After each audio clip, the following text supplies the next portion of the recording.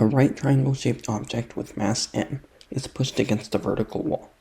The pushing force has magnitude F and is perpendicular to the hypotenuse of the triangle.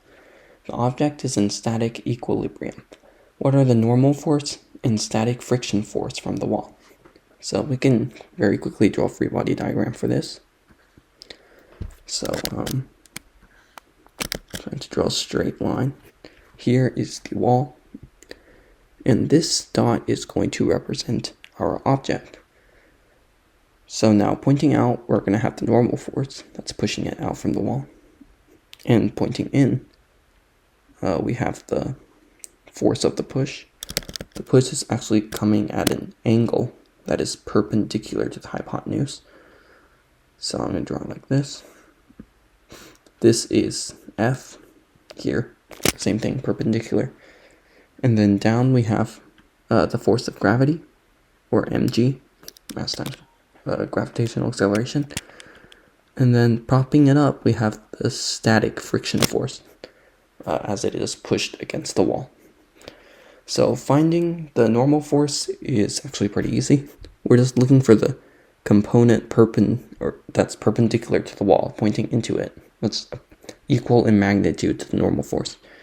And using basic trigonometry, this is simply, the normal force is simply the force of the push times the cosine of the angle in the wall. Or you can use some geometry. If we draw this triangle, it's also this angle right here. So it's also going to be that angle right there. And now the static friction force is the force of all of these against the wall. So the static friction force is simply the force of gravity plus the component that's pushing it down the wall,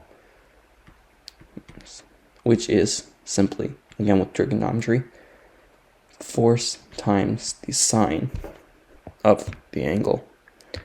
And that is the friction force, because it must be equal to these. So again, the friction force is equal to these two forces pushing down on it. And the normal force is equal to the force that's pushing into the wall. And so these two are your answers here. And this is how you would solve this problem.